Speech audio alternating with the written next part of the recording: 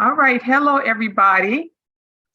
This is Sarah Harris, President and CEO of the Black Business Association, welcoming you today to a webinar with our partner, Lyft.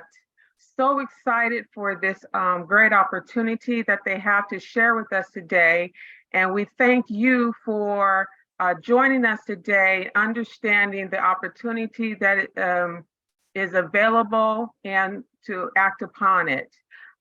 We know that there are many bike lanes coming on board that the city is planning and doing.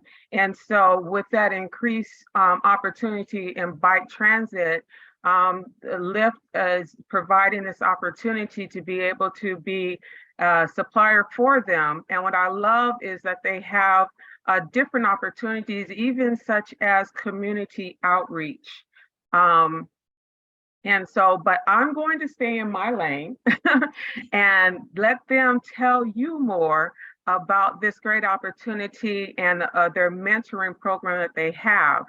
I am bringing on to you to speak with you today is the General Manager for Southern California, Mr. James, is it Brochures? Cheers. Yes. Thank you. Thank you. All right. Take it over, James. Awesome. Thank you so much. Yeah, we're excited to be here. Before we dive into kind of what like our system and about us today, I think we'll start with some team introduction. So as mentioned, I'm James Boshiers, the general manager here in Southern California, based out of LA. Been with Lyft for a little over 4 years now and seen a couple of different programs like these in cities. So excited to bring a bike share more prominently to LA, and I'll turn over to Sarah. Hello, my name is Sarah Barnes. I am a special projects manager over here at Lyft, and I do a lot of work with government partnerships and procurement. So those are my most special projects, and I will pass it over to Josh. Hey everyone, I'm Josh Johnson. I'm a senior policy manager with Lyft for the West region, covering our bike and scooter systems, government relations, policy, and community partnerships work, including Bay Wheels in California, and excited about the opportunity here with Metro in LA. Alexis? All right. Hello, everyone. Alexis Thomas Duhart. I'm based out of Atlanta. I'm almost at my 5th year in July with Lyft. I am project lead for our Center of Excellence team within supply chain, and I also support as the lead for our supply chain equity program. Awesome. Welcome, So that's everybody. Go ahead. Thank you. I was like, yeah. So now you've met the team, we'll talk a little bit about our systems today. I think, fun fact, everyone, I always get asked like, well, wait, Lyft says bikes and scooters, and so the answer is yes. We actually have some of the biggest bike share systems in North America and now around the world, with City Bike in New York, Divvy in Chicago, Bay Wheels in San Francisco. So big history on bike share. We really like the idea of a public-private partnership where we partner really closely with the cities to provide equitable transit for all members of the community, and we think that matches really well with kind of our core product offering of providing transit options, where it's a mix of offering transit, bikes and scooters, ride share, and really give a full suite of like transportation options to all members of the community. Sarah, if you want to jump to our next slide, just like kind of what we've done. So I mentioned some of these big bike share systems. We've done over 3.5 million. The 3.5 million people have taken our one of our modes of transportation, and the bikes and scooters, and 47 million rides last year alone. So pretty high on volume. We're excited to connect riders to different options. So like an example, in Denver, you can actually purchase transit tickets all in your Lyft app. You never have to leave. So if you're getting to the airport, to the light rail, taking a bike or scooter downtown, like it's all kind of done in one platform. So really look forward to doing similar things like that here in Southern California. And then with that, like high level system overview, I'm going to turn it over to Alexis to talk a little more about our supply chain. Yes. So the supply chain equity program was launched in early 2021. As we know, 2020 was very significant for many reasons, of course, but I believe from a corporate lens, One of the biggest things was companies realizing that they have an obligation to not only do better, but be better when it relates to supporting working with minority groups, both internally and externally. So how that relates to supply chain equity and supply chain in general is that we realize that Lyft, we have a lot of work to do in our corporate procurement space. It's not only for us about, making sure that we're being fair, but that we also reflect the communities in which we serve and operate in. So with that being said, one of our key things is that we've committed to being a supporting party and making sure that we work to support closing the wealth gap by 2036. So this slide right here is like, what is SCE? So our program is committed to ensuring that we develop and sustain an economically equitable sourcing process that empowers not only all suppliers, but particularly hub businesses to scale and grow. And the next slide. So here is our, internal and external commitments. The first thing that we're committing to is to increasing our spend metrics year over year. As a company, we're doing a lot better about making sure that we have visibility into our metrics. And then the second thing is being transparent with all teams across all lines of business of where we stand. We know that this is going to be a company initiative, so it's just not supply chain, right? But it's also budget owners, procurement professionals, and global supply managers within the company. The second thing is having a portfolio of diverse suppliers. So our main focuses are going to be in the fields of marketing, manufacturing, technology, and professional services. But keep in mind, we want to do business with anyone who's interested in doing business with us. So we would love to have everyone a part of, our network. The third thing is what we're doing today, developing partnerships with small and disadvantaged businesses. And the fourth thing, which I think is most important to suppliers, is working to eliminate barriers. So the first thing is creating flexible payment terms. We realize small business, it's not very realistic that you can wait 60 to 90 days, right, to get paid for work that you've done. So this is one of our first ways in which we're working to eliminate barriers. But the second thing is certification requirements. So everybody here has your DBE, but let's say you're interested in getting another certification, or you have a professional colleague who would be interested in doing business with us, but doesn't have their certification status. We have actually partnered with a consultant that will help support certification knowledge and information to help you get there. And we will do business with you regardless of status.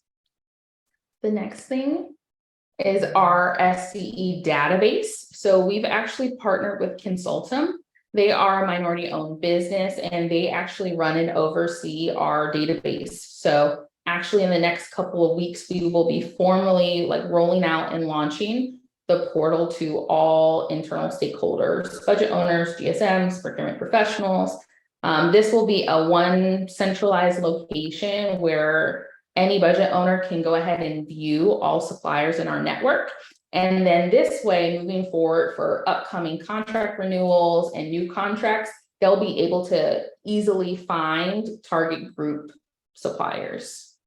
And then last but not least, the last side that I have to present on today is the actual portal. So if anyone is interested in doing business with us outside of just the RFP that we're talking about today, you're more than welcome to register in our portal. It takes about 15 to 20 minutes to create a profile. And then last but not least, if you're just interested in learning more about what we do at Lyft in our supplier program, we also have the link for that too. I'm gonna go ahead and turn it over to Josh now. Thanks, Alexis. So what I wanted to do is make sure you all have the context on the Metro Bike Share RFP and, kind of our place in it, and then what we're looking for from you all and others in terms of not only DBE subcontractors, but also participants in a mentoring program that we're hoping to develop kind of based on the framework that Alexis just talked about in our supply chain equity program. So just wanted to note the official request for proposal number, as you see there, in case you're interested in looking up, understanding a bit more detail about it than what we'll provide here. What they're looking for, LACMTA, is essentially bidding out for an operations and maintenance provider for the Metro bike share system. If you're unfamiliar, haven't seen it around, have a picture here just so you can kind of ground yourself in that. When I say operations and maintenance provider, that's everything from, we would supply the hardware, bikes and stations, and, software to run them. Also everything from, the kind of day-to-day management of, the service, overseeing bike maintenance, rebalancing, station installation, maintenance, community outreach, marketing activities, kind of the whole spectrum of what it would take to, really manage and deliver a successful bike share system for LA. And you see some of the scale we're talking about here, 1,800 e-bikes and pedal bikes, also with a planned expansion in the future, should we win the RFP, 225 stations across LA. And the operations are 24/7 to make sure, we keep the system running properly. Next slide. So one aspect of, what we are hoping to talk to you all about today is subcontractor bid solicitation. And hopefully this isn't the first time you're seeing or hearing about this. We've done a lot of work. Sarah has sent some outreach out to BBA members, and we've also done a lot of work to raise awareness of this ourselves. So we're hoping to solicit bids for the activities you see listed here. That runs from, bike share station planning and siting work. So kind of community outreach and transportation planning activities related to where bike share stations should go. And this is both like an at launch opportunity. So, should we be replacing the entire system, 225 stations, there could be siting work, beyond what's currently existing, and then also ongoing throughout the course of the contract as the system expands, continuing to grow that network and that ongoing station siting. Installation, relocation, removal, pretty straightforward to understand what that means. What you see here, is kind of work that would be done by a general contractor. There are plates and docks you see moving by a pallet jack, could be a crane truck involved, and some very basic like wire connecting.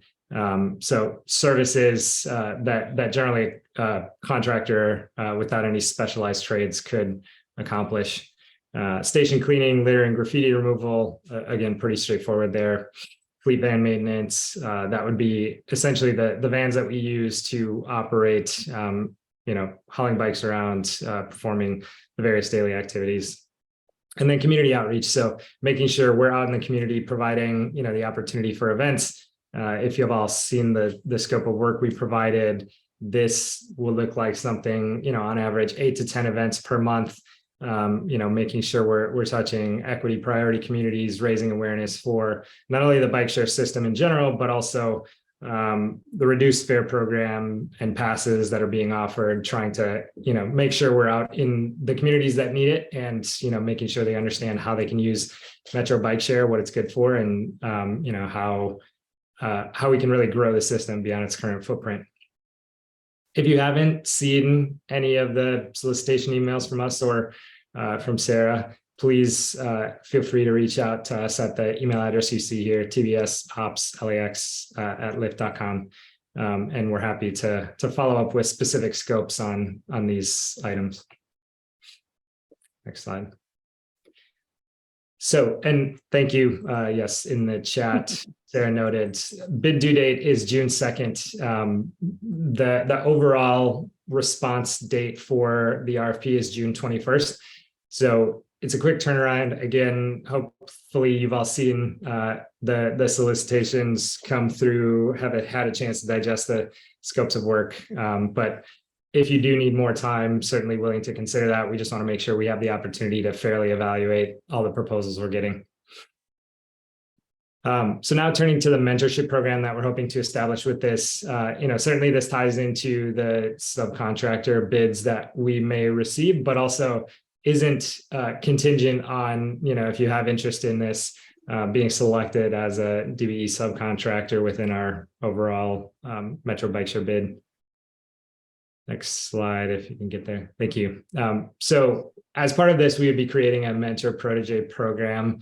Really, that's based on the idea of helping you to address the unique challenges you might be facing and kind of support business development. And that will be tailored to, your business, not necessarily like how you relate to bike share or how you might relate to Lyft, really helping to advance the work that you're focused on, and how we can really support that. This will be, something that we put structure around, having monthly meetings, making sure we have milestones that we're trying to reach, whether that's related to certification. Certainly feel free to jump in with questions. Maybe I'll try to get through the mentor program, and then if you want to add questions in the chat or jump in after that, certainly happy to field them. So we'll make sure to, put structure around the relationship, having regular check-ins, making sure we have, kind of milestones we're attempting to reach. As Alexis mentioned, we're welcoming, you all, aside from, subcontracting for the bike share RFP or participating in the mentor program, to register for our supply chain or our supplier portal, overall. So that gives you access to opportunities for Lyft's overall business, not just here in LA with the bike share RFP. And as discussed before, we can certainly provide certification assistance via the consultant that Alexis mentioned, and then also, considering technical assistance, whether that's related to budgeting or bidding yourselves on other opportunities. Happy to build that into the mentoring plan. We would also be happy to facilitate introductions, whether that's internally across Lyft, and across Lyft's line of businesses, whether that's bikes and scooters or the rideshare side of the business, or more broadly within the industry, helping to kind of open those doors for those who are participating in the mentorship program. And then making sure we're available, to be able to listen and provide ad hoc advice where needed. And the points of contact will be, I think, a combination of James and myself, and we'll make sure to make ourselves available as we need to for that. The other thing to note on the mentor program, we'd be looking for both those that we can mentor, that Lyft can mentor, but also those who might be interested in acting as a mentor to others. So we would be selecting 2 organizations ourselves, but then would also be looking for those who would be interested in acting as a mentor to others within the program. So hopefully creating kind of a virtuous cycle there. And then I'm going to take us home with a few next steps before we dive into Q&A. So quickly, I think the best thing you can do after this meeting, if you're interested, is reach out to a member of our team. We have our email down below as well. But I think even if you don't have all the information, or if you want more information, email our team. We are happy to speak with you one-on-one and find time to have a deeper conversation about this. So please reach out. The second step from there would be confirming your DBE status, and a few forms to fill in as part of everyone's favorite bureaucratic procurement process. And we're looking for that information from you, the initial like bid to be a part of our program for June 2nd. And then we'll have from the 2nd until June 1st to gather forms and additional details from you, which is when we submit the RFP. We know that LA Metro do plan to have interviews with respondents and vendors of this RFP, and those are scheduled for July 10th.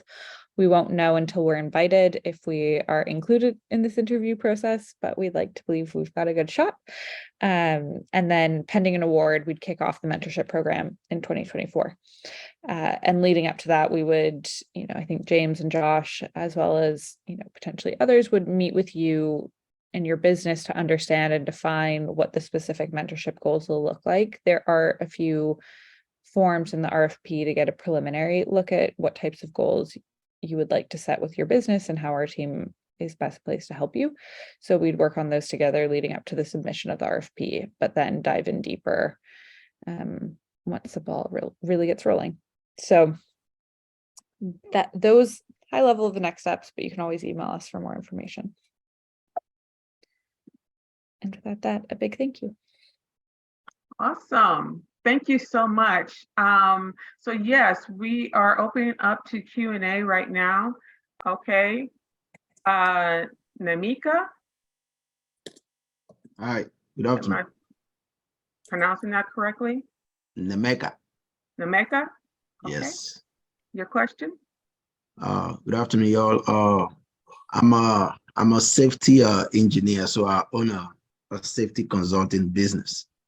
So my question is, there might not really be a direct scope of work related to my profession here, but I know the general contractor that would definitely win the bid or whatever are going to need safety oversight. So is there a way for us to, like get information of the contractors that are going to be bidding on this project so we could partner with them? Because in my industry, most construction companies, what they do is sub out safety to, small businesses like us. So we provide board certified safety professionals that will manage the safety oversight of whatever project that y'all got going on. Yeah, thanks for that question. I think what we'd look for from you is if you have a contractor partner that you'd be interested in working with. The safety piece of it is certainly an element that we don't have something to bid of that on its own. It's really revolving around the station installation overall. So if you do have a contractor that you think would be interested in that, certainly welcome you to share the scope of work with them or put them in touch with us, and we're happy to do that directly. We don't have bids back yet. We don't have necessarily contact information for those who are planning to bid that we can share out, but certainly welcome, a joint bid that kind of falls within that scope of station installation. Okay, but at some point going forward, you guys will have that information. Would it be possible to for us to get our hands on it, like potential bidders? I think we would need to touch base with those who do bid on the station installation scope to see if they would be comfortable with that. So I can't say yes or no at this point, but we'll certainly, once we do receive those bids, make sure that it's made aware that there's the opportunity to work with you all. Okay. One more question. I know a couple of contractors that might be interested in this bid, but this is specifically for DBEs, right? Yeah, what we're hoping for with the station installation is a DBE subcontractor. Okay, all right, thank you. I would just add, if you're interested though, your services could be used across the company for other purposes outside of this RFP. So it would be beneficial for you to definitely think about registering for the SCE portal, just because as a need does come available and you have a certain skill set, one of our budget owners could very well reach out to you regarding a future opportunity. Definitely, I already took a screenshot of that, so I'm gonna do the registration today. Awesome, thank you. Thank you. Very good point on that, Alexis. Thank you so much. We have Arturo. Has a question? Yes, hi everyone. Thank you for this opportunity. Can someone elaborate more on the proposal for the community outreach for the bid solicitation? What are you looking for? Yeah, maybe it would be helpful, Sarah. I think you may be the one with screen sharing capability. Do you have the scope handy that you could pull up? I can. Yes, let me do it quickly. Our scope or our scope for community outreach. So essentially what we've outlined in there, and this is, this could change, once we are actually awarded the contract, but what we've outlined in there are kind of three main tasks.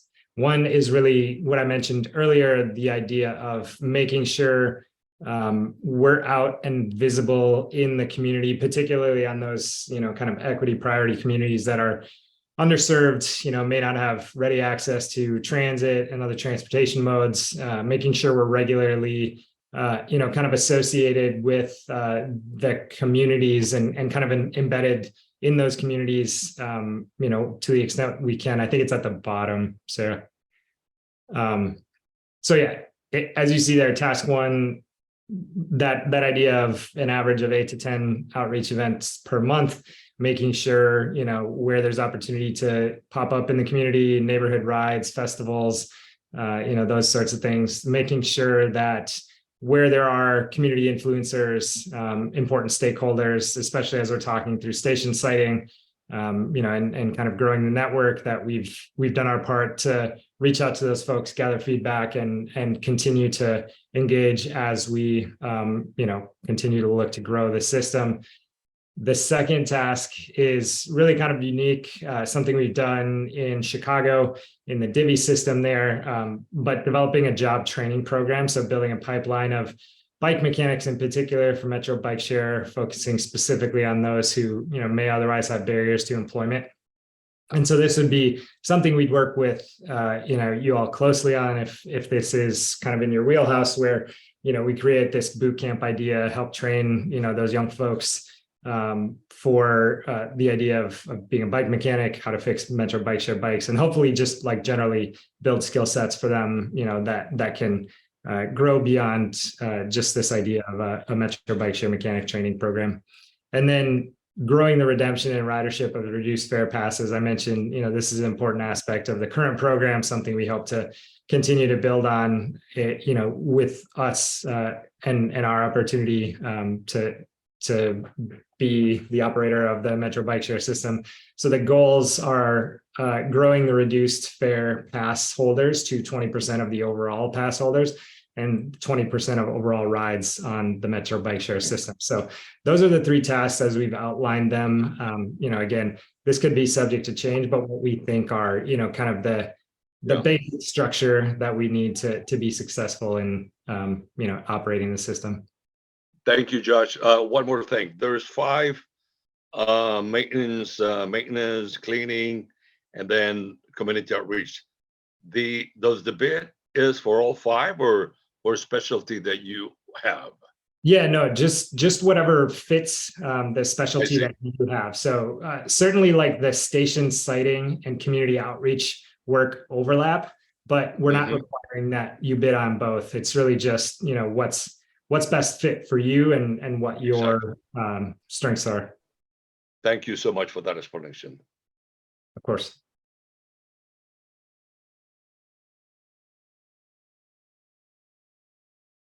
Wonderful. I have a question. Is there any like a range of the types of bids that people would be able to receive? When you say range, are you talking about budget? The size of the contract? Yeah, so that is sort of a moving target based on how we're considering bidding the overall contract with LA Metro. So I think that's something we would look to you all, should you be considering submitting a bid for one of these scopes of work, give us your number for what it would take to facilitate the tasks included in that scope, kind of regardless of budget. I don't want to say it's unlimited, but we're certainly willing to work, with whatever number that might be. I didn't mean to put you on the spot here, but I was just trying to give a kind of a picture of what the size of this like overall RFP was looking like is mainly what I was talking about. Yeah, certainly understand the interest and relevance of that, but just don't have that picture to be able to share right at this moment. But I think just don't let necessarily budget limit your response to the bid. Whatever you feel can successfully complete the tasks included in the scope of work, certainly feel free to bid on that. And then also, should you be considering one of the scopes and don't feel that you can accomplish all the tasks, but may be able to do partial, or as I mentioned earlier, partner with another business to kind of propose a joint bid, please feel free to submit those as well.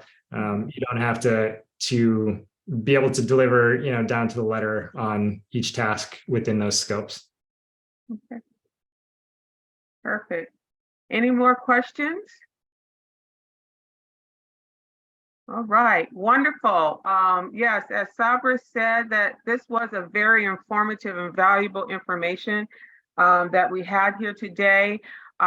Please feel free to also share this amazing opportunity with anybody you may know that would be perfect for this. We want to make sure that we have a sufficient and equitable representation, especially for Black business owners, to be able to have an opportunity to be a supplier for a wonderful corporate partner such as Lyft. And we thank you guys so much for coming to us to bring this information. I think I saw, was there anything? Okay. Thank you so much, Josh, and everybody. We will make this information available. It's a short window of time, but just in case somebody did miss it, we'll make the recording available, and we hope that you guys do act upon it. And other than that, we'll give you back the rest of your day, and thank you so much for joining us. May I ask one last question? I'm sorry for that. Okay, Arturo? Okay, thank you. A question for you. Is this only for minority African American, or anybody can apply for this? Anybody certified as DBE in California. I see. Okay, not necessarily a specific race. Right. Okay, thank you so much. Of course. All right. Thank you so much. Have a great day. Thanks, everyone. Bye-bye.